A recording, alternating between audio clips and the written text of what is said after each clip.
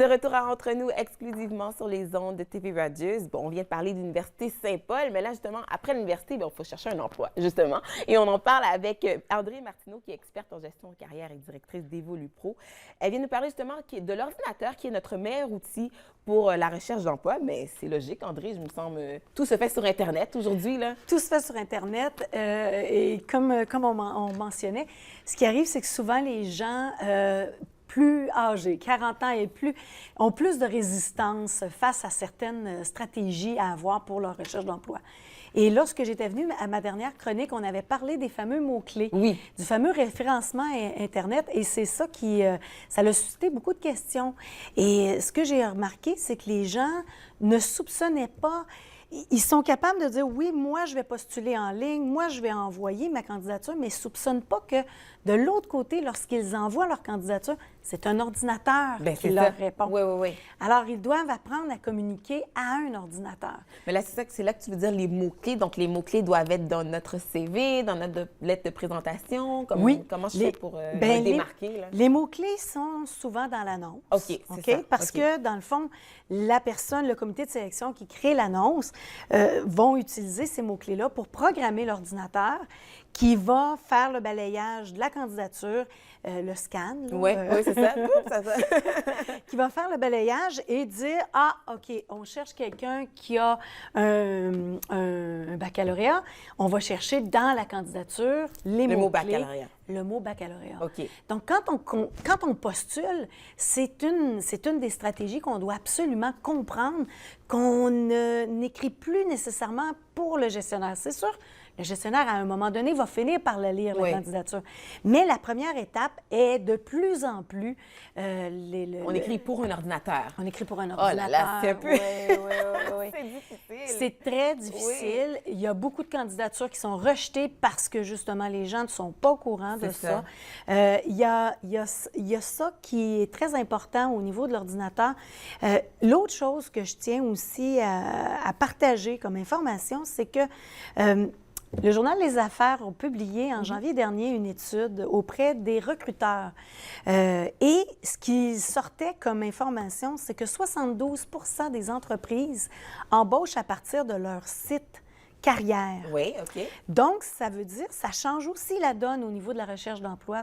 Parce que le chercheur d'emploi qui fait juste dire, bien, moi, je cherche un emploi et que c'est pas ciblé, fait en sorte qu'ils ne vont pas chercher l'information.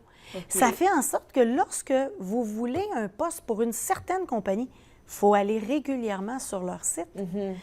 Hein? Mais est-ce que tu encourages des fois, bon, le poste n'est pas nécessairement affiché, comme les candidatures spontanées, par exemple? Oui. Le marché caché existe toujours. Le marché caché existe toujours. Mais quand il y a certaines organisations ou privées, ça peut se faire, de passer directement, et même que les organisations encouragent, si vous voulez postuler, envoyer votre candidature.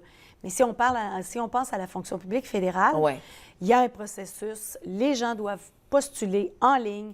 Parfois, quand c'est des postes qui sont très convoités, ils vont laisser le poste annoncé seulement 2 jours. OK, il faut être rapide, là. Donc, il faut être constamment là, sur les Internet, comme on dit. Il faut toujours être là. Donc, c'est ça. Ça change vraiment le visage de la recherche d'emploi parce que ça veut dire qu'on doit avoir notre liste de liens qu'on va visiter régulièrement quand on est en recherche d'emploi. OK. Donc, c'est vraiment un travail. Il faut vraiment se consacrer à faire cette recherche-là. À faire cette recherche-là, définitivement. Donc, c'est quoi, tu dirais, les principales erreurs que les gens font, là, justement, en ligne? Écoute, une des erreurs, je pense, que les gens font, c'est sous-estimer le temps qu'il faut consacrer à la mise en candidature. OK. Parce que Internet, quand on embarque là-dessus, on s'entend, là, on veut aller ça va vite. Ça va vite, on est avec notre iPad, puis ça va vite. Ouais. Mais la mise en candidature, si on se rappelle qu'il y a un ordinateur, qu'il y a des mots-clés, on doit prendre le temps de bien compléter. OK. Alors, et moi, j'estime environ à 10 à 15 minutes par critère pour la mise en candidature en ligne. Puis parfois, il peut y avoir une dizaine de critères facilement. OK, donc tu dis 10 à 15 minutes par critère. Ça veut dire que quand moi, je postule... Si dans l'annonce, il y a une dizaine de critères, du genre, faut avoir le baccalauréat, de l'expérience... bilingue. Bilingue, ça, il n'y a pas une grosse démonstration à faire. Mais pour certaines expériences à démontrer, afin de faire un paragraphe qui a une valeur puis qui fasse une vraie bonne démonstration, il faut prendre le temps de le faire. Puis ce qui arrive, c'est que souvent, quand on fait notre recherche d'emploi, on est à la maison, Ben c'est relax, alors on postule. Mais c'est pas du tout ça. C'est vraiment, il faut vraiment prendre ça au sérieux. Et ça, c'est une des erreurs que les gens font.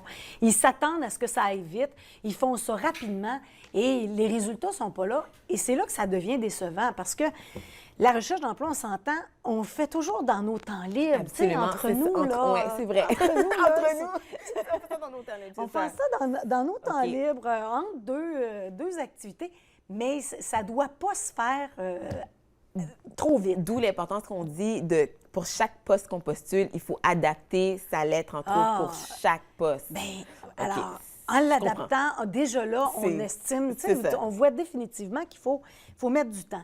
L'autre élément, une des erreurs, c'est que vous parliez tantôt du marché caché, des Ouais. postes. LinkedIn est utilisé à 81 par les Ça grandit recruteurs. de plus en plus à LinkedIn. C'est incroyable. Le OK. réseautage qu'il y a sur ce réseau social-là, les gens sous-estiment Ouais. cet outil-là. À mon avis, c'est une grave erreur que de ne pas avoir un compte LinkedIn, De le mettre à jour qu'il aussi. ne soit pas à jour et de ne pas l'utiliser. Facebook a fait ses preuves, on est à l'aise, on s'assoit dans le salon, on jase avec nos amis, tout ça.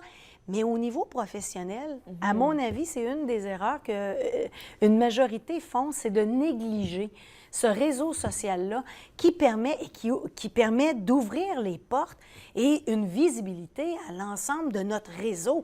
C'est incroyable. C'est plus nécessaire d'appeler tout le monde pour dire « je suis à la recherche d'emploi ».